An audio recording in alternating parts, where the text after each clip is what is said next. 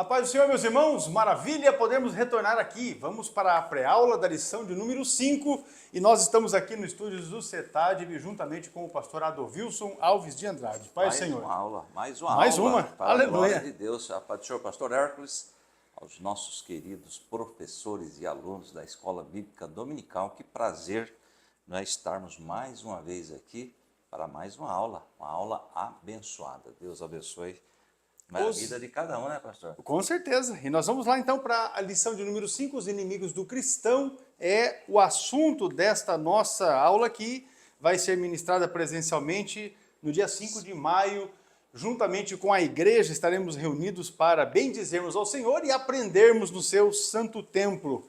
Avançando aqui, meus irmãos, para o texto áudio da lição, Gálatas, capítulo de número 5, os versículos 25 e 26. Esse texto, a partir do versículo 22, é aquele texto que tem a ênfase nos frutos do Espírito, né? Se vivemos no Espírito, andemos também no Espírito.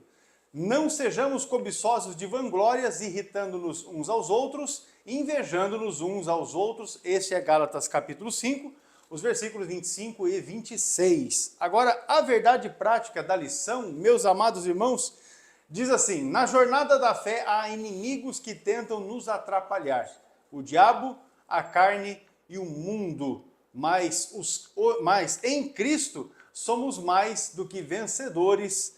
É a verdade prática da lição, e nós vamos estudar a respeito destes três inimigos, né? Essa tríade maligna que vem para atrapalhar o nosso desenvolvimento como crentes em Cristo Jesus. O diabo, a carne e o mundo são esses adversários, e desejamos desde já que esta pré-aula seja edificante na vida de cada um de vocês. A leitura bíblica em classe você pode acompanhar pela sua lição ou ainda pela Bíblia. Nós vamos tomar aqui os textos de Romanos capítulo 6, versículos de 11 a 14 e primeira epístola de João, capítulo 2, versículos 15 ao 17. Acompanhe a leitura juntamente com o pastor Adolvilson. Muito bem, aos Romanos capítulo 6 e versículo 11. Assim também vós considerai-vos como mortos para o pecado, mas vivos para Deus, em Cristo Jesus nosso Senhor.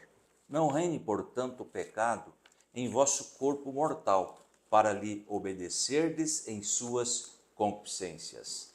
Nem tampouco apresenteis os vossos membros ao pecado por instrumento de iniquidade, mas apresentai-vos a Deus como vivos dentre mortos, e os vossos membros a Deus como instrumentos de justiça, porque o pecado não terá domínio sobre vós, pois não estáis debaixo da lei, mas debaixo da graça. 1 João 2 e versículo 15. Não ameis o mundo e nem o que no mundo há. Se alguém ama o mundo, o amor do Pai não está nele. Porque tudo o que há no mundo, a concupiscência da carne, a concupiscência dos olhos e a soberba da vida, não é do Pai, mas do mundo. E o mundo passa, e as suas concupiscências, mas aquele que faz a vontade de Deus permanece para sempre. Glória a Deus, veja aí que maravilha, a leitura bíblica em classe, estes dois trechos maravilhosos que temos da palavra de Deus. A lição de número 5 tem por objetivo, no primeiro ponto, identificar o primeiro inimigo do cristão, o diabo. No segundo ponto, explicar o conceito bíblico da palavra carne. E no terceiro ponto, apresentar o termo mundo, enfatizando os três níveis de vícios infames. De acordo com a lição, vamos aqui estudar e nos aprofundar nesta ministração, que certamente será uma bênção de Deus. Olha aí, ó, sugestão da CPAD para a organização do devocional da Escola Dominical, os hinos 433 e o 581. Então, você que não sabe tem a oportunidade de aprender. E se já sabe, fazer ainda melhor para que o devocional, o culto, não é, de Escola Dominical seja uma bênção para toda a nossa querida igreja. A palavra-chave é inimigos. E o pastor Adolvilson já vai trazer aqui uma definição, não é, da palavra-chave inimigos, que é o tema que envolve aqui a nossa lição de número 5. Vamos lá. Muito bem, inimigos. Eu trouxe aqui no singular primeiro, olha, inimigo no singular é aquele que milita em campo ou partido oposto ao de outrem, Inimigo é aquele que se mostra hostil, contrário, funesto, adverso. Inimigo é aquele que odeia alguém e procura prejudicá-lo. Tá? Agora, segundo a Bíblia, inimigo está relacionado ao conceito de inimizade e oposição ao plano divino. A Bíblia descreve o inimigo como aquele que se opõe a Deus e aos seus ensinamentos, buscando desviar as pessoas do caminho da verdade. E nesta lição nós vamos estudar agora sim, no plural, 3 inimigos: o diabo, a carne e o mundo. É o opositor. Nós estamos na caminhada. Com certeza. E nós vamos encontrar aí nesta caminhada inimigos tentando nos desviar do alvo que é Jesus. Mas nós estamos firmes, né? Graças a Focado Deus. em Jesus Cristo, o autor e o consumador da nossa fé. Vamos avançar aqui então para a introdução desta lição de número 5, porque nós temos a proposta da lição de que nessa jornada da vida cristã nos deparamos com perigos que ameaçam a nossa trajetória no caminho que nos conduz ao céu. Nela encontramos 3 inimigos que buscam nos atrapalhar. São os 3 já referidos na verdade prática da lição: o diabo, a carne e o mundo. O diabo e o mundo estão do lado externo da nossa trajetória, ou seja, nos influenciam por fora. Já a carne, ela está do lado de dentro, é a nossa natureza pecaminosa. Por isso, nessa lição, estudaremos esses 3 inimigos da jornada da vida cristã. E você se atente. Se você é um professor e está acompanhando aqui conosco esta pré-aula, tome nota, não é, daquilo que você acha que é conveniente para enriquecer a sua aula.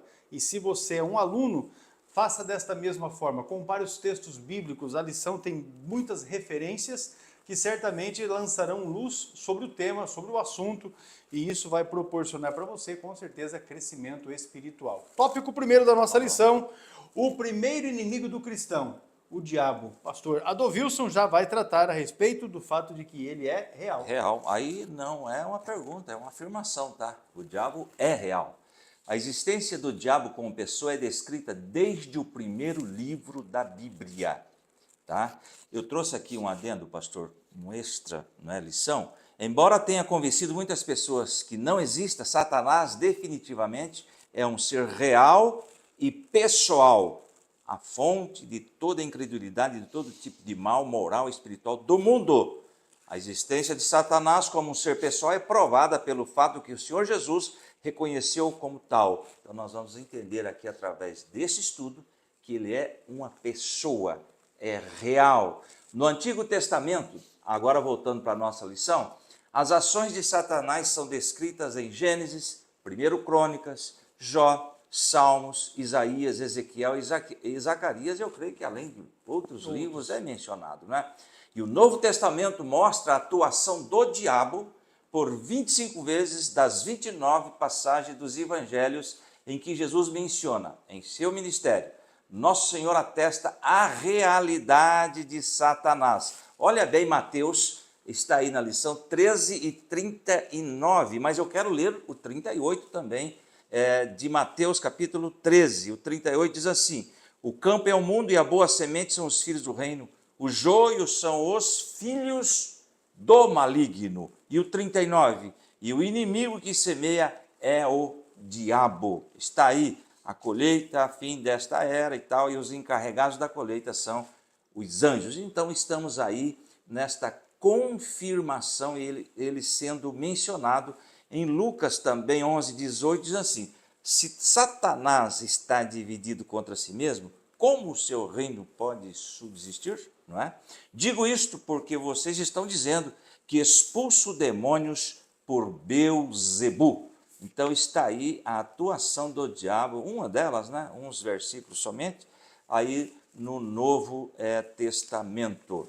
E o tópico 1 e subponto 2, pastor? Muito bem, o texto aqui da lição fala a respeito da descrição de Satanás. As Escrituras Sagradas descrevem Satanás como um ser espiritual que pertencia a uma ordem angelical dos querubins, sendo o mais exaltado deles. Não é o texto que trata da excelência, especialmente deste querubim. O texto de Ezequiel, capítulo 28, e aí vamos fazer referência a esses dois versículos, Ezequiel 28, o versículo de número 12 e também o versículo de número 14. Olha só o que diz o texto. A minha mão ficou ressecada aqui e não achou o texto, mas vamos lá. Diz assim o texto bíblico, Ezequiel 28 e 12.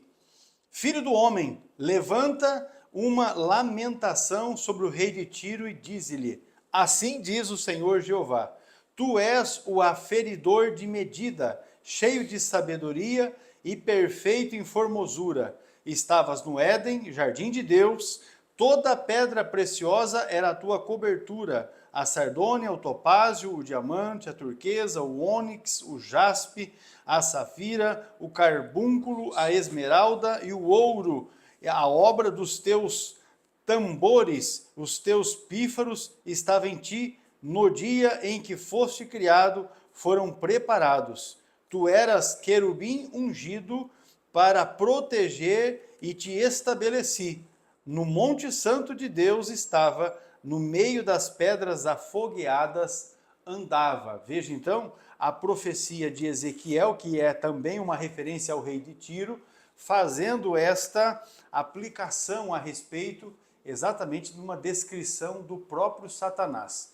Já o texto da epístola que Judas escreveu é um capítulo único, o texto do versículo 9, por ele entender ou pertencer a uma ordem elevada, está registrado que o arcanjo Miguel, e nós já vamos pegar esse texto para leitura aqui também, o arcanjo Miguel, ele contendeu com Satanás a respeito do corpo de Moisés, mas não ousou, e nós deixamos aí destacado para os irmãos, não ousou pronunciar juízo de maldição contra ele. O texto de Judas, verso 9, diz exatamente assim, ó. Mas o arcanjo Miguel, quando contendia com o diabo e disputava a respeito do corpo de Moisés, não ousou pronunciar juízo de maldição contra ele, mas disse, o Senhor te repreenda. De fato, então, quando a gente percebe a respeito dessas descrições que temos aqui a respeito de Satanás, entendemos que Satanás é o chefe dos anjos caídos. Ele possui poder, porém suas ações são limitadas, mas é visto como o Deus deste século, o príncipe da potestade do ar. Obviamente que ele tem poder, mas não está acima do poder de Deus. E aí ele só vai fazer aquilo que é permissão de Deus. Veja, 2 Coríntios capítulo 4 e verso 4 diz, nos quais o Deus deste século, se referindo a Satanás, não é o apóstolo Paulo, cegou os entendimentos dos incrédulos, para que não lhes resplandeça a luz do evangelho da glória de Cristo, que é a imagem de Deus. Então aqui Paulo faz referência ao próprio Satanás, não é? Como Deus deste século.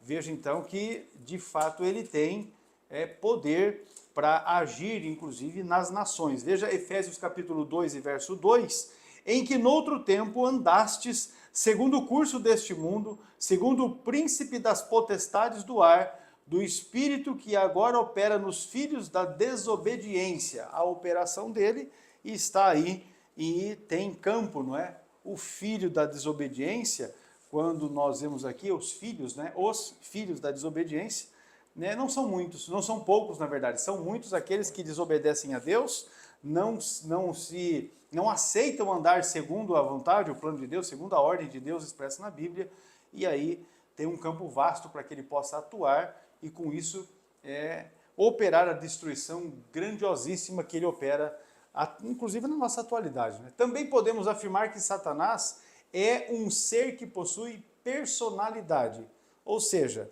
e aí nós vamos verificar características que a Bíblia atribui exatamente a Satanás. Na segunda epístola de Paulo aos Coríntios, capítulo 11 e versículo de número 3, trata a respeito da sua inteligência. Ele tem inteligência. Veja o texto, 2 Coríntios, capítulo 11, versículo 3, diz assim, ó, mas temo que, assim como a serpente enganou Eva com a sua astúcia, assim também sejam de alguma sorte corrompidos os vossos sentidos e se apartem da simplicidade que há em Cristo. Então, aqui Paulo está utilizando, ao escrever aos Coríntios, a analogia que faz com relação ao engano que Satanás operou lá no início, não é? Enganando Eva e também, na sequência, Adão, que por sua vez também deu lado a este engano. Mas uma outra característica que nós temos da sua personalidade, essa está no relato de Apocalipse, capítulo de número 12, e o versículo é o de número 17. E aqui nós temos exatamente a aplicação a respeito da raiva que ele tem, não é? O texto de 12 e 17 de Apocalipse diz o seguinte: E o dragão irou-se contra a mulher e foi fazer guerra ao resto da sua semente, os que guardam os mandamentos de Deus e têm o testemunho de Jesus Cristo. Então veja a expressão, não é, da sua personalidade aqui, demonstrando raiva. Mas também nós temos em Lucas, capítulo de número 22, e o versículo de número 31, a respeito dos desejos que Satanás expressa. E nós temos aqui na palavra exatamente essa orientação. Diz assim o texto: Disse também o Senhor: Simão, Simão, eis que Satanás vos pediu para vos cirandar como trigo. Veja então que o desejo dele é um desejo maligno. Aqui no caso é para destruir de fato, não é? Aquele corpo de obreiros, os discípulos que Jesus trazia consigo para executar a sua obra. E também, meus irmãos, nós temos em Isaías, no capítulo 14, exatamente o fato de que na sua personalidade ele demonstra vontade própria. Vontade essa que exatamente foi a que originou a sua queda, a sua ruína, porque o desejo era mau, não é? Veja Isaías capítulo 14, os versículos são os versículos de número 13 e também o versículo 14, diz assim o texto bíblico: E tu dizias no teu coração: Eu subirei ao céu, e acima das estrelas de Deus exaltarei o meu trono, e no monte da congregação me assentarei, da banda dos lados do norte. Subirei acima das mais altas nuvens, e serei semelhante ao Altíssimo. Exatamente essa vontade que era uma vontade maligna, né? De se exaltar acima de Deus, que fez com que ele ruísse. Essa, então, você percebe aqui, nessas características que nós temos mencionado, uma descrição do seu caráter, da sua personalidade, que é essencialmente maligna. Nosso Senhor considera Satanás, ou considerava, não é, como uma pessoa, e por isso usou pronomes pessoais para se referir a ele. O texto de Mateus capítulo 4, ele é um texto bastante extenso, mas ele fala a respeito da tentação de Jesus, não é? Mateus capítulo de número 4, e os versículos daqui está se referindo aí, são os versículos de 1 a 12. Nós não vamos ler todos esses versículos, mas veja o texto. Então foi conduzido Jesus pelo Espírito ao deserto para ser tentado pelo diabo. Veja então uma referência bem direta a respeito, né, da maneira como o Senhor tratava. Aí o versículo de número 5 diz assim: Então o diabo transportou a cidade e o colocou num pináculo. Você vê, eles estão fazendo referência direta aqui ao diabo. E aí o texto, ainda no versículo de número 8, diz: Novamente o transportou o diabo a um monte alto. Então você percebe ele sempre fazendo esta referência, uma referência direta, usando os pronomes pessoais ao se referir. E por fim, versículo de número 11, então o diabo o deixou. Veja essas características que fazem a gente entender que o próprio Senhor Jesus, ao se referir a Satanás, ao maligno, usava pronomes que indicavam a sua personalidade. Ele de fato era uma pessoa. Isso também, irmãos, pode ser comparado conforme o texto de Jó, capítulo 1 e o versículo de número 6, que diz assim: Então, vindo um dia em que os filhos de Deus vieram apresentar-se perante o Senhor, veio também Satanás entre eles. Aí nós não vamos ler, porque também é uma sequência de versículos mais extensa, mas o texto mostra que Satanás estava ali e ele disse para Deus: olha, e o Jó? Porque Jó era um camarada abençoado.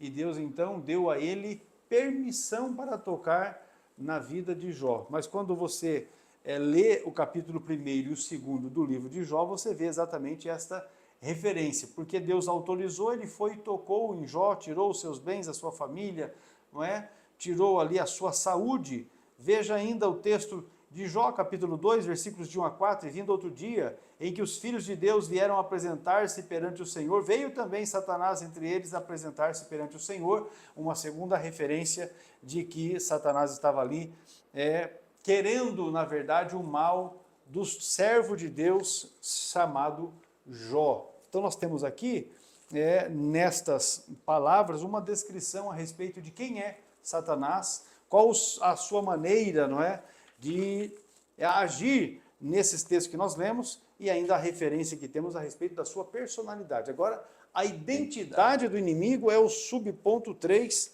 e você acompanha atentamente, porque também são vários aí os adjetivos e também as referências bíblicas que fazem alusão a ele.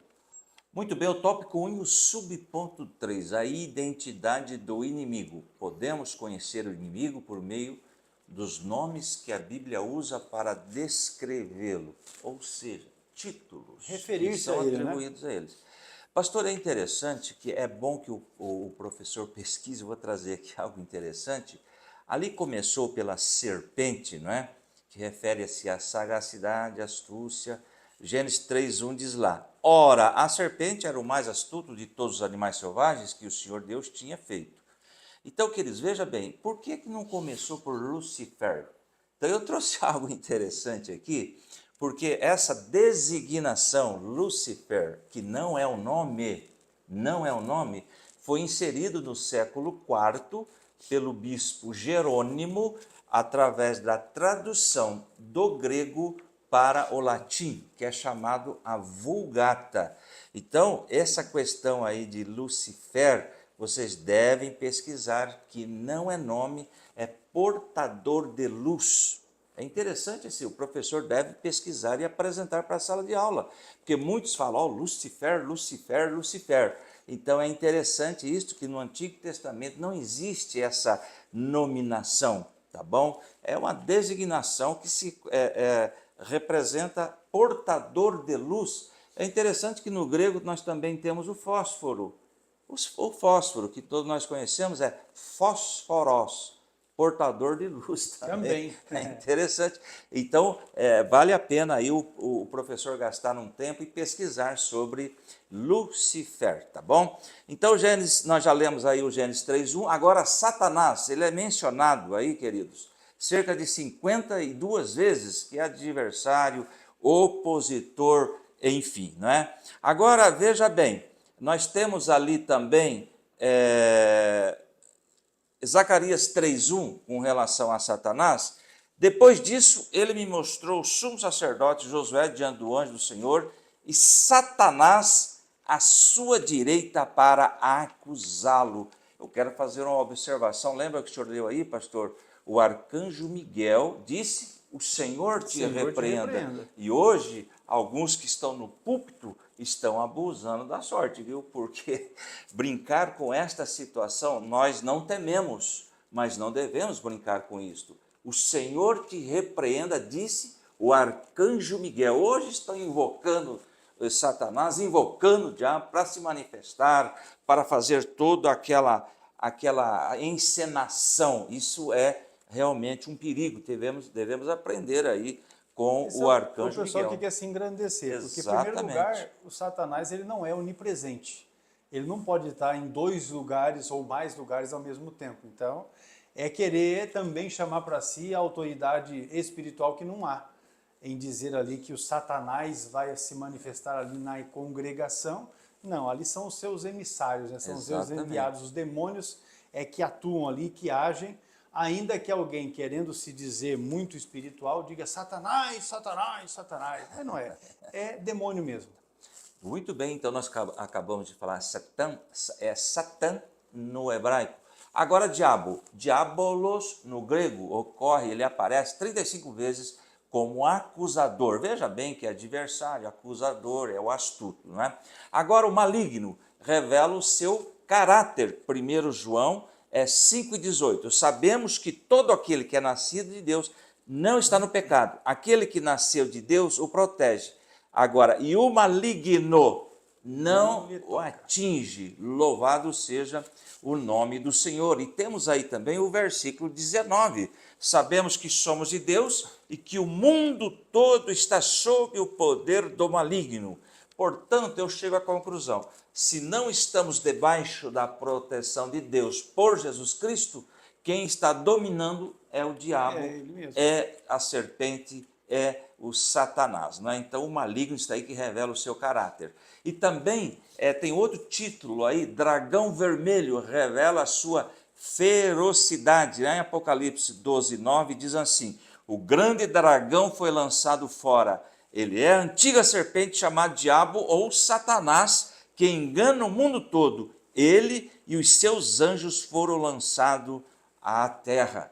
Então são desígnios, são aí títulos atribuídos ao arqui-inimigo do crente, viu? Com certeza. É o principal. Vamos mais adiante. Continua agindo. Continua. Ainda sobre a identidade do inimigo, tentador. Olha aí, ó. A ação tentadora no campo da mentira e da imoralidade. Atos 5:3. Então perguntou Pedro, Ananias, por que você permitiu que Satanás, olha aí, enchesse o seu coração a ponto de você mentir ao Espírito Santo e guardar para si uma parte do dinheiro que recebeu? Tentadora no campo da mentira. Então eu fico pensando, se aquele camarada, ele não deixa de mentir um momento, ele está sob o domínio do diabo. Aliás, com certeza. João 8:44 diz que o diabo é o pai da mentira. Você veja que é uma coisa incompatível, ser crente e mentir. É incompatível, não tem como. Ser crente e ser mentiroso. Porque verdade. Se é mentiroso, não tem parte com Deus. Muito tem bem. parte novamente com esse aí. E agora, João 8:44. João 8:44. E tem aí também, queridos, o enganador. Apocalipse 12:9 diz assim, o grande dragão foi lançado fora. Ele é a antiga serpente. Então veja, dragão, serpente, chamado diabo. Tudo a mesma pessoa, né? Ou Satanás, que engana o mundo todo. Ele e os seus anjos foram lançados por terra. Ele engana, isso exatamente. aí. A função dele é essa. Beelzebul tem outro nome aí, chefe dos demônios. Lá em Lucas 11:15, mas alguns deles disseram, é por Beelzebul, o príncipe dos demônios, que ele expulsa demônios. Então temos aí essas colocações, não é?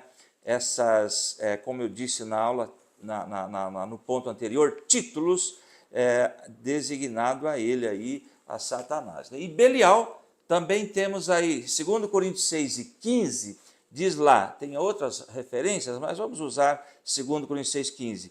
Que harmonia há entre Cristo e Belial? Que há de comum entre o crente e o descrente? Então está aí, Belial significa pessoa má, e temos aí então essas designações, esses títulos atribuídos a ele, e vocês viram aí que as qualidades são as piores possíveis, que está influenciando nações, pastor? Com certeza. Nações e também pessoas. Esses nomes revelam uma natureza cruel, perversa e destruidora do nosso inimigo. Que o Senhor nos cubra com teu sangue, né, e nos proteja da atuação do arqui-inimigo do crente. Muito bem, então nós percebemos que a existência do diabo, como pessoa, ela tem descrição, está rolado na Escritura Sagrada desde Gênesis, desde o primeiro livro da Bíblia. Então, fique atento, a sagacidade do diabo é grande e ele está atuante. A sinopse do nosso primeiro ponto da lição: o primeiro inimigo do cristão,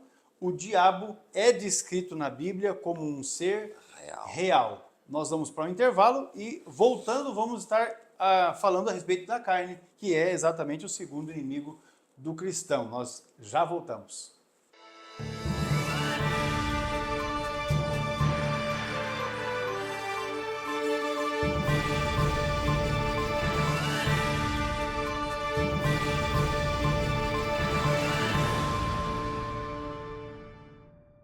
Olá, a paz do Senhor, eu sou o pastor Hércules Carvalho Denobe, diretor do CETADB, o Centro Educacional Teológico das Assembleias de Deus no Brasil. E eu venho aqui trazer para ti uma informação.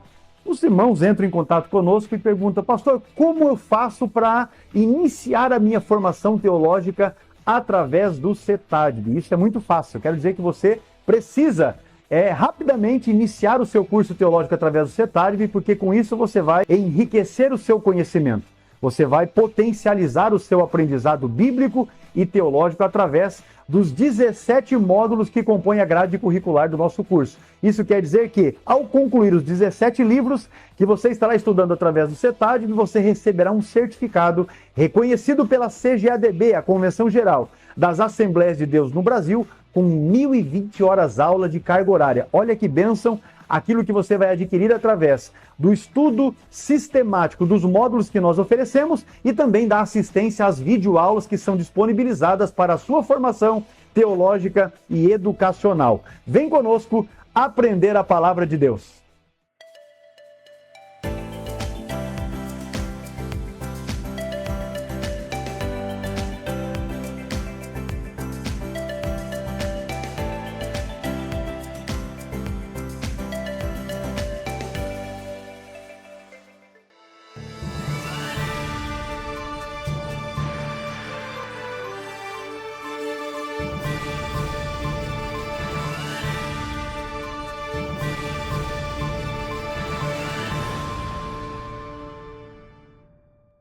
Tópico 2 da nossa lição, o segundo inimigo do cristão, a carne. Vamos lá? Atente-se para este conceito bíblico a respeito do que é carne. Muito bem, o tópico 2 é o subponto 1. Há 4 definições para a palavra carne na Bíblia. Então, o primeiro está aí: tecido muscular do corpo humano e dos animais. A carne, na sua totalidade. Gênesis 2:21. Então, o Senhor Deus fez o homem cair em profundo sono, a primeira menção de anestesia para cirurgia, e enquanto ele dormia, tirou-lhe uma das costelas, fechando o lugar com carne. Então, uma definição aí geral. E também o número 2, o corpo humano inteiro, lá em Êxodo 4:7, ordenou-lhe depois, agora coloque de novo a mão no peito. Moisés tornou a pôr a mão no peito, e quando a tirou, ela estava novamente como o restante de sua pele, estava como todo o corpo humano, né? 3, temos aí uma outra definição para a palavra carne: o ser humano segundo a sua fragilidade e mortalidade. Salmos 78:39. Lembrou-se de que eram meros mortais, brisa passageira que não retorna, ou seja, a nossa fragilidade. Nós estamos aqui de passagem, somos frágeis e somos mortais, não é? E tem aí o número 4, a natureza humana pecaminosa, que é a outra definição para a carne. 5:19 de Gálatas. Ora, as obras da carne são manifestas: imoralidade sexual, impureza e libertinagem. Então aí a definição para a palavra carne na Bíblia, dependendo do contexto, nós temos que analisar. Dentre muitas perspectivas da palavra carne na Bíblia, a expressão concupiscência da carne tem grande relevância, não é? 1 João 2:16 diz lá: pois tudo que há no mundo, a cobiça da carne, a cobiça dos olhos e a ostentação dos bens, não provém do Pai, mas do mundo. Essa concupiscência, o desejo desenfreado, descontrolado, que está aí inserida no homem que vive sem se preocupar com os mandamentos de Deus através da sua palavra. E o conceito bíblico ainda de carne, quando o apóstolo, não é, João usa esse termo, ele se refere à satisfação carnal em todas as suas dimensões, ou seja, concupiscências, glutonaria, sensualidade, bebedeira, relações sexuais ilícitas. Mas eu trouxe aqui, pastor, uma observação interessante com relação à glutonaria. Nós pensamos assim, comer muito exagerado e beber muito. Mas olha aqui, ó, glutonaria, esta lição. Glutonaria é o comportamento que caracteriza o ato de se alimentar em excesso, de forma desregrada. E a pessoa que age dessa forma é chamada de glutão. No entanto, a palavra glutonaria traduz termos antiquíssimos que possui um significado bem mais amplo. É por isso que muita gente considera a gula como sendo pecado do excesso, não apenas de comida e bebida, mas de qualquer outra coisa que revela o desejo insaciável do homem na busca pelo prazer a qualquer custo. Ou seja, desejo desenfreado para a riqueza, por exemplo, pode ser inserido, né? Então temos aí a questão da sensualidade e temos aí também a bebedeira, relações sexuais ilícitas. Tudo está englobado nesse assunto aí. A expressão revela que não há critério ou norma moral num contexto em que se busca pelo prazer individual tida a tendência, não é? O egoísmo o egoísmo em grau elevado. Agora, o que é egoísmo? É bom que o professor defina. Egoísmo é a atitude de se preocupar com os próprios interesses, acima dos interesses dos outros. No entanto, a Bíblia nos ordena, não faça nada por interesse pessoal. É interessante que a Bíblia nos orienta como é que nós devemos comportar. O tempo todo. Não faça isto, se preocupe com as pessoas, com o interesse dos outros, né? Tem gente que só se preocupa com os próprios interesses e não se preocupa com o interesse dos outros. Refere-se à opinião muito elevada de si mesmo. Portanto, o egoísmo é semelhante ao narcisismo. Está aí também esta colocação e faz parte aí do conceito bíblico de carne. Essa dominação é uma escravidão. Com certeza. É uma Se o camarada escravidão. viver nessa busca, né, de satisfação que nunca vai ser alcançada, certamente o indivíduo vai se tornar escravo dos seus desejos. Vamos lá então para a carne no Novo Testamento. Na perspectiva do Novo Testamento, o termo grego para carne é sarx. Isto é, carne é uma referência direta à totalidade da natureza humana pecaminosa, à parte de Deus degradada sem a presença do Espírito Santo. Então, quando nós nos referimos no Novo Testamento à carne neste aspecto, não é, da natureza humana, que é pecaminosa, o termo grego que está ali sendo traduzido é sarx, e se refere a uma pessoa que está vivendo a parte de Deus, uma vida totalmente desregrada e sem a presença do Espírito Santo. Em suas cartas, você vai notar que Paulo evidencia o que uma natureza dominada pela carne pode produzir. Eu fiz a referência, né, a respeito do texto no início da nossa aula de hoje, mas Gálatas, vamos ler o texto, o pastor já leu aqui o versículo de número 19, mas não é demais nós mencionarmos, porque é importante que temos bem fixado esse conceito.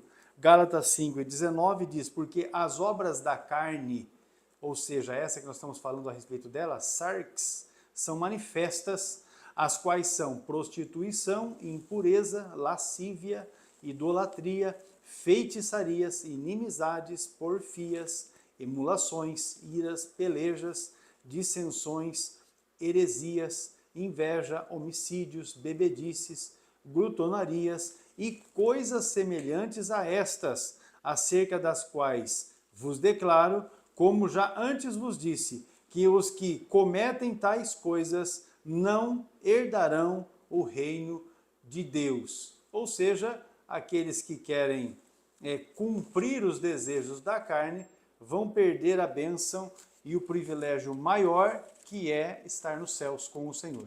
Pastor, só uma colocação interessante que o senhor leu ali. Obras da carne. Não são e frutos, quando vai, né? E quando vai falar do fruto, do Espírito, já é fruto, não é fruto. obra do... Porque obras da carne dependem de mim, dos meus sentimentos. Eu sou escravo dos sentimentos. Obras da carne.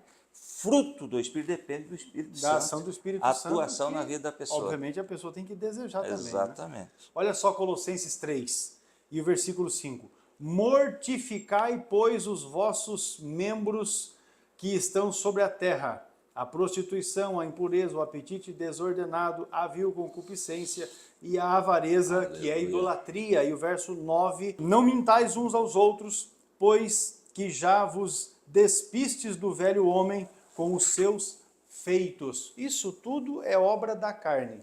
Fazer a vontade de Satanás é obra da carne. Por isso que nós temos a carne como um dos nossos adversários, que é o cerne da nossa lição. A carne opõe-se a Deus e aos seus propósitos, pois ela tenciona caminhar de modo independente do Altíssimo.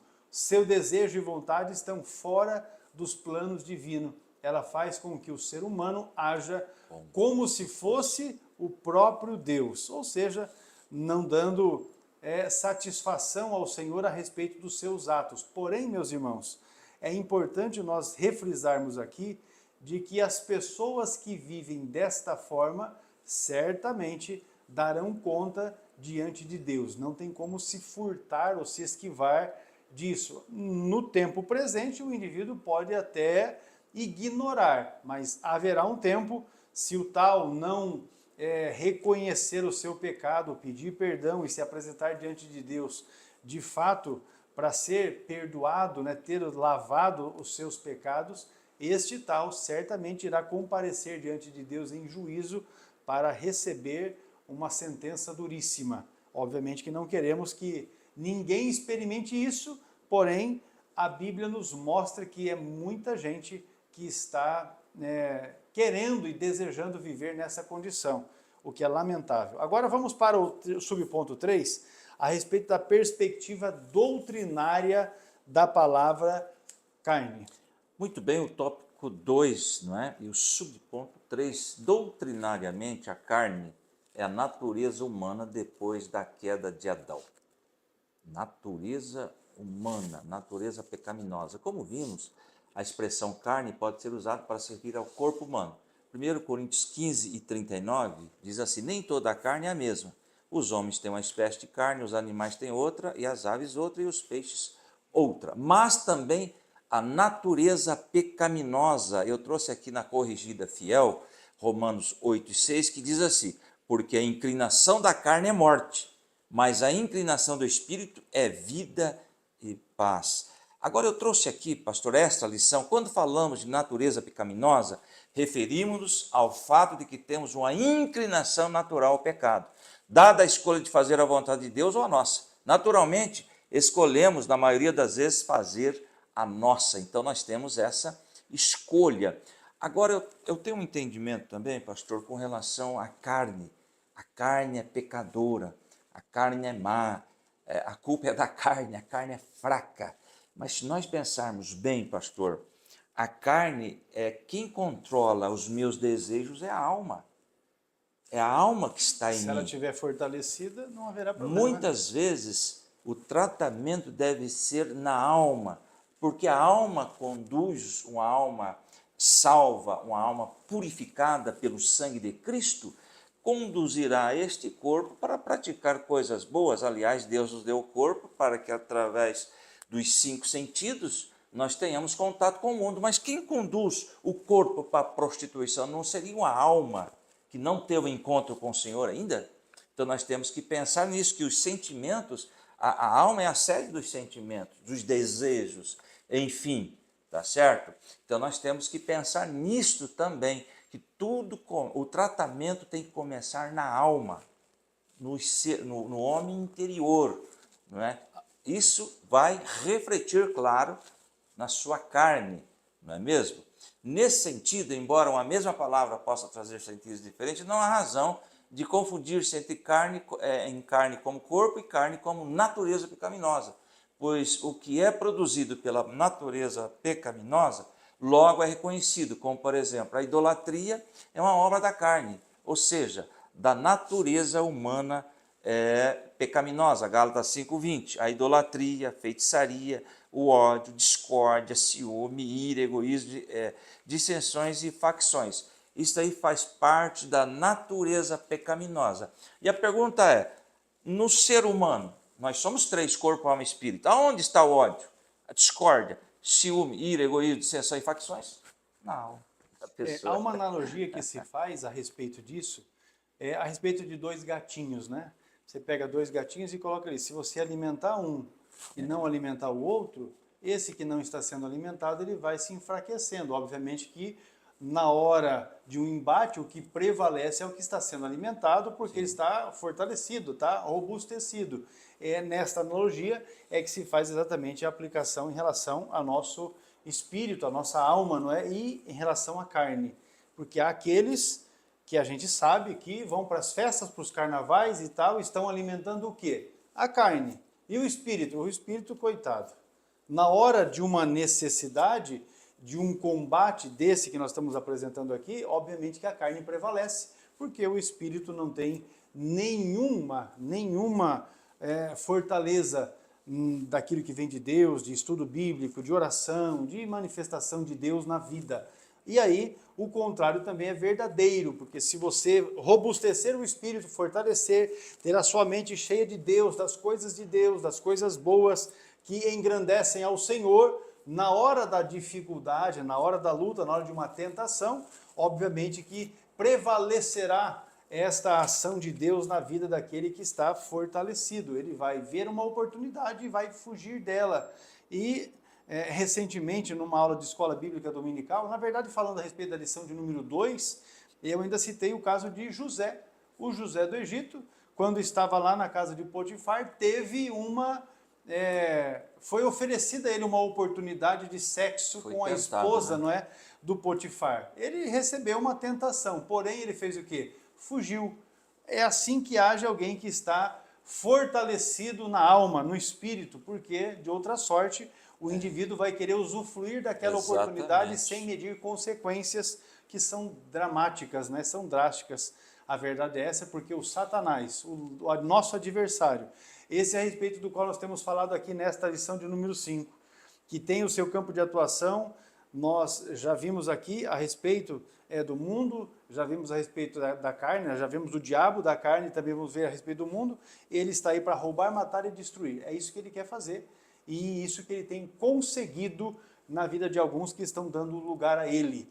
Encerrando aqui o tópico 2 da lição, nós vamos dizer que o segundo inimigo do cristão, a carne, pode se referir ao corpo, mas também à natureza humana caída e pecaminosa.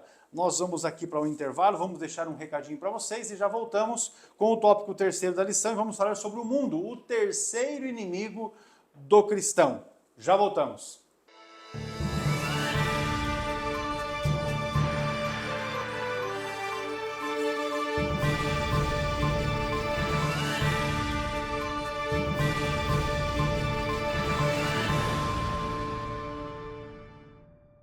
O CETADB é o centro teológico mais próximo de você. O aprendizado é monitorado por obreiros através de material autodidático e você pode estudar por extensão com um custo acessível. No CETADB você tem os cursos de nível básico, médio e avançado. Informe-se no site www.cetadb.com.br ou no telefone 43 3426 0003. Seja um aluno do centro teológico que mais cresce no Brasil. CETADB é o ensino teológico além das fronteiras.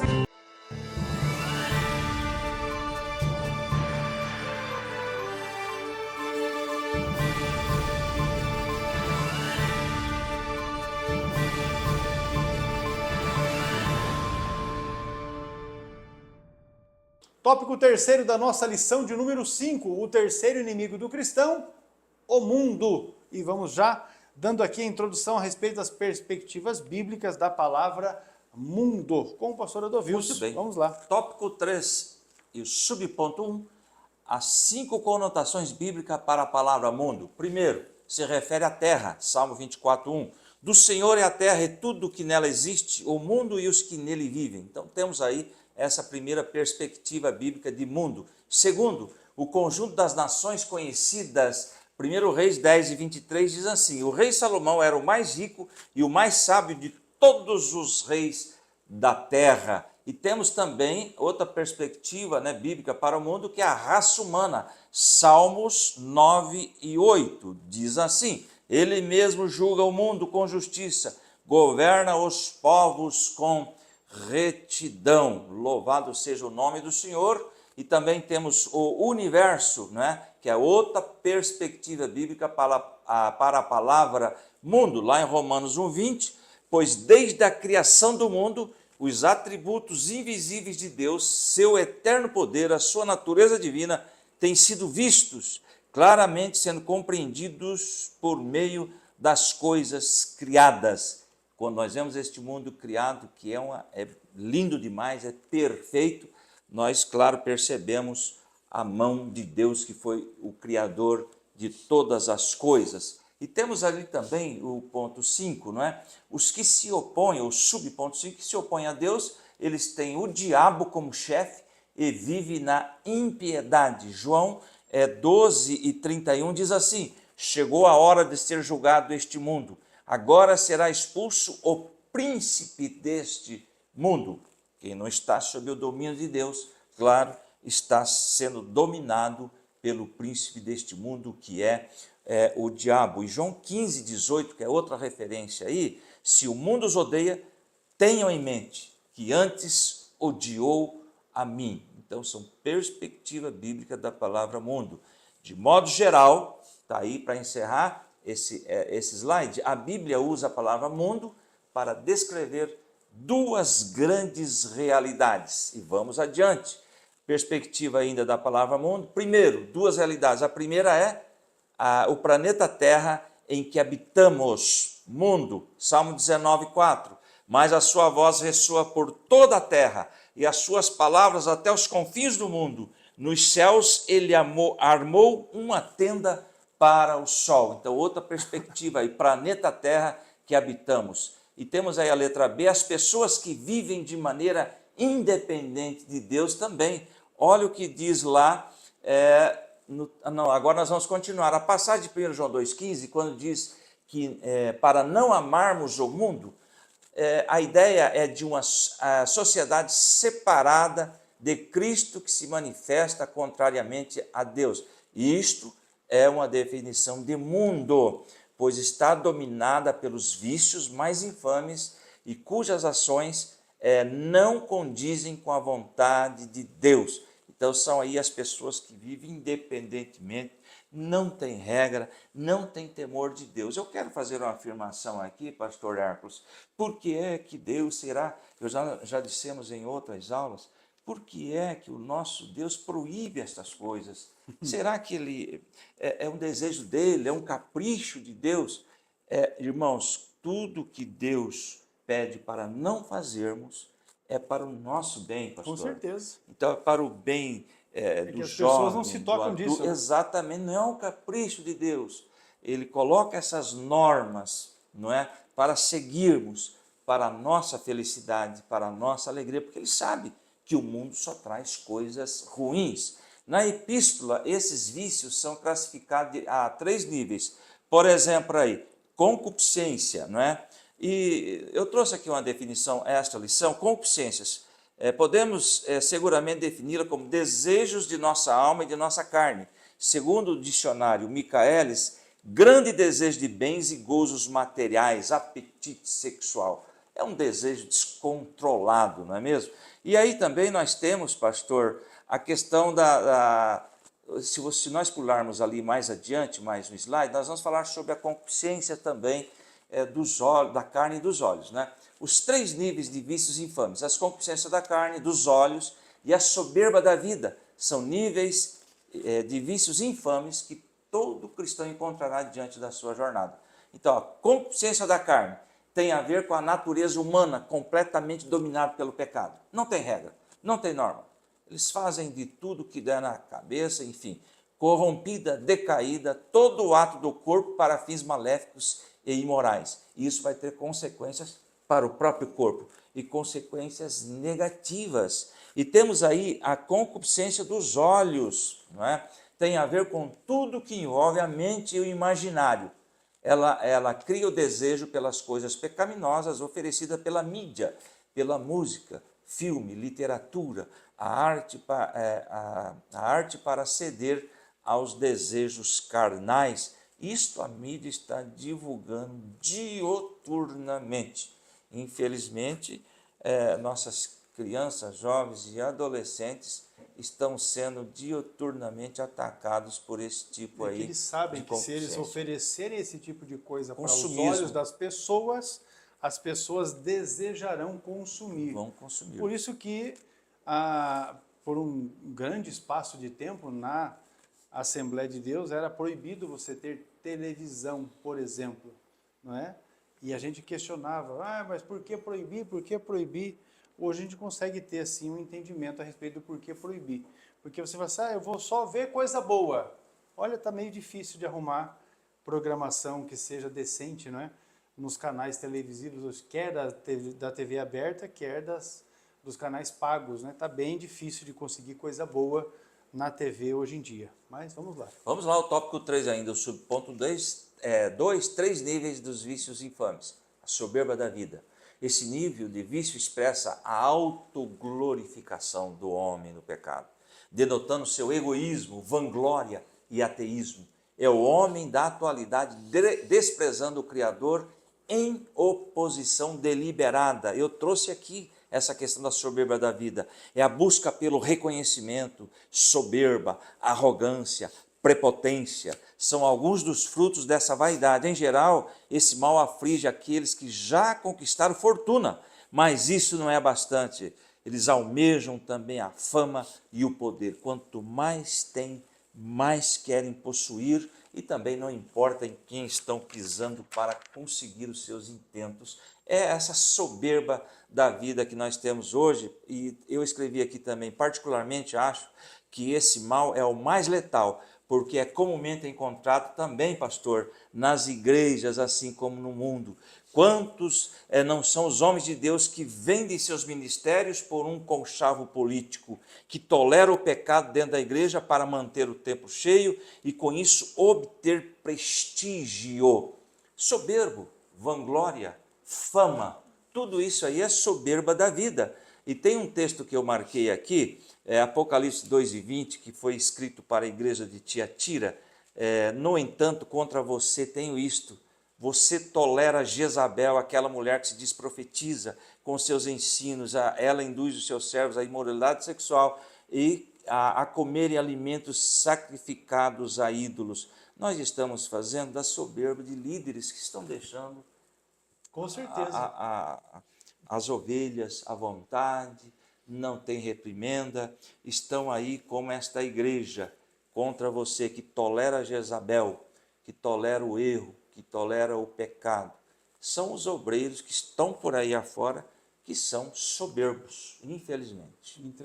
Entregando a ovelha de mão beijada para o lobo, né? Exato. Terceiro aspecto aqui da nossa lição, terceiro subponto, falando a respeito do mundo, é exatamente como vencer o mundo. Há um sistema carnal que age sob o controle do maligno e que busca nos remover do caminho que leva ao céu por meio de ideologias cristãs, estilos de vidas que não glorificam a Deus e formas contrárias aos valores do Evangelho.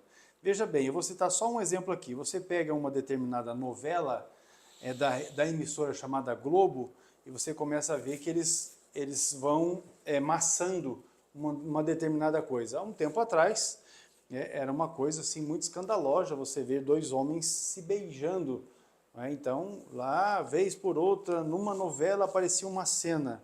Hoje já a coisa, eles continuaram naquela, né? Uma vez na semana tinha lá um ato desse, depois eles foram aumentando, e conforme foram passando o tempo, foram aumentando. E hoje é possível que um crente está vendo esse negócio e ele acha que é normal, está ali, meu Deus do céu.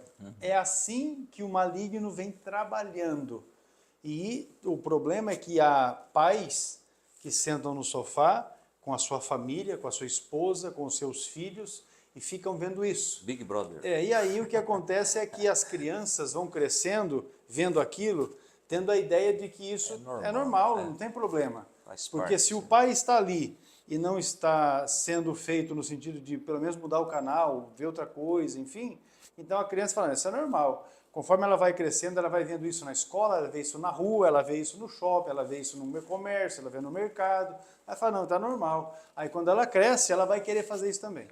Exatamente. E aí não vem o pai dizer que não pode, que é errado, porque quando a criança estava formando o seu caráter, o pai não corrigiu, e os pais, em grande parte, são os grandes culpados.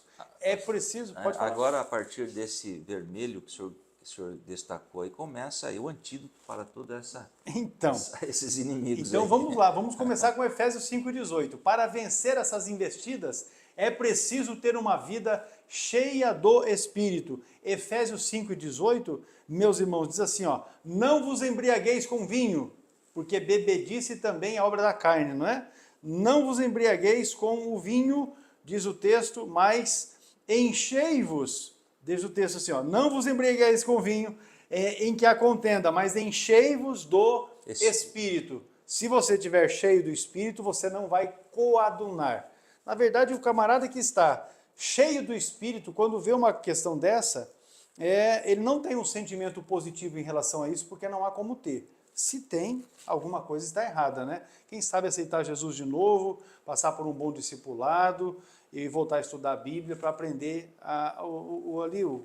o leitinho espiritual. Pastor, na Nova Versão Internacional diz assim, Efésios 5,18, não se embriague com vinho que leva à libertinagem. Que a pessoa começa a se embriagar e cria coragem, aí ele faz o que ele achar que deve fazer, mas deixe encher pelo Espírito. Ou seja, o vinho, embriagar, leva à libertinagem. Então vamos dar um exemplo aqui bem conhecido do público que é cristão. Noé, a gente pode entender que ele ficou 100 anos pregando a salvação para que o povo se salvasse e não alcançou a salvação senão dos da sua casa. Ele, a esposa, seus filhos, noras ali, só 8 almas. Pois bem, flutuou com a arca, as águas baixaram, plantou uma vinha, se embriagou e amaldiçoou os seus próprios. Então veja como é que o vinho, a embriaguez, a bebida forte, não é? Traz. Aqui a gente fala de vinho porque era o contexto de Antigo Testamento, mas hoje a bebida forte não é só vinho, né? Tem coisa aí muito ruim também, destilado, que a turma está entrando valendo. E ainda tem igrejas, inclusive, que diz que não tem problema não, tá? Tem a igreja, se você gosta de uma cachaçada, tem igreja que diz que pode, tá? Tem igreja dizendo que pode, mas a Bíblia está dizendo que não, então eu fico com a Bíblia. Sendo assim, precisamos nos sujeitar a Ele, a Deus, resistir ao diabo, porque temos uma sublime promessa, e essa está em Tiago, capítulo 4, verso 5, você corrige aí na sua lição, a referência não é Tiago 5 e 7, mas 4 e 7. E o texto diz, portanto, sujeitai-vos a Deus, resistir ao diabo, e ele fugirá de vós. Pronto. Esta é a promessa que temos da parte de Deus. É resistir ao diabo, não é se entregar ao diabo. Então, diante das ofertas que o mundo está fazendo, o que você tem que fazer é resistir. E aí o diabo é que fugirá de vós. É o que nós temos na palavra de Deus. E para encerrar aqui então o ponto 3 da lição, o terceiro inimigo do cristão, o mundo, apresenta 3 níveis de vícios infames. E esse está na primeira epístola de João, capítulo 2, ali, versículos 15 e 16. Ele fala a respeito da concupiscência da carne, da concupiscência dos olhos e da soberba da vida, que isso tudo não procede de Deus. Amém? Vamos concluir aqui a nossa lição de número 5 e vamos glorificar a Deus pela vida de cada um de vocês que estiveram conosco aqui até este ponto da lição. O pastor Adovilson vai fazer essa conclusão e nós queremos aqui bem dizer ao Senhor e dizer para vocês que nós precisamos da ajuda de cada um de vocês no sentido de orar pelas nossas vidas, porque precisamos da cobertura de oração da igreja, porque os trabalhos são árduos, são muitos, e nós dependemos de Deus. E isso estamos pedindo oração aqui, não é para que vocês orem e a gente viva a vida, é porque nós também temos compromisso com Deus em oração. Então vamos juntos, orarmos uns pelos outros, e a vitória é nossa pelo sangue de Jesus. Muito bem, concluindo a lição, o apóstolo Pedro nos adverte a respeito do plano do inimigo em nos tragar. 1 Pedro 5,8, eu quero ler aqui, sejam sóbrios e vigilantes. O inimigo de vocês, o diabo, anda em derredor como um leão que ruge, procurando alguém para destruir, para devorar, com o objetivo de destruir a obra realizada por Cristo em nossas vidas. Ele quer enfraquecer a nossa caminhada rumo aos céus. Estamos aí na caminhada, né? A ação diabólica é feita mediante aos ataques do inimigo. Então, para não ceder aos seus ardis, precisamos viver constantemente embaixo, submisso, à presença do Espírito Santo, preparados e fortalecidos em Deus. Gálatas 5,16 e Efésios 6 e 10. Muito bem, com isso concluímos a nossa lição de número 5, os inimigos do cristão. Convidando desde já você para a próxima semana, quando nós vamos falar a respeito das nossas armas espirituais, porque se temos inimigos, se temos adversários, Vamos lá entrar o no- Senhor colocou nas nossas mãos armas, ferramentas para trabalharmos na nossa defesa. Deus abençoe cada um de vocês, não é, por estarem conosco aqui. Nos ajudem na divulgação também desta pré-aula. Você pode compartilhar aí em suas redes sociais com os irmãos nos seus grupos, né, de Telegram também, WhatsApp, enfim, para que os irmãos também tomem conhecimento. Deus abençoe cada um. Pastor Adovilson, as suas Muito considerações finais. Muito bem, a oração, irmãos, é necessária. Interceda por nós, ore por nós oramos por vocês. E vamos em frente, porque a vitória é nossa, no nome de Jesus. Deus abençoe a todos.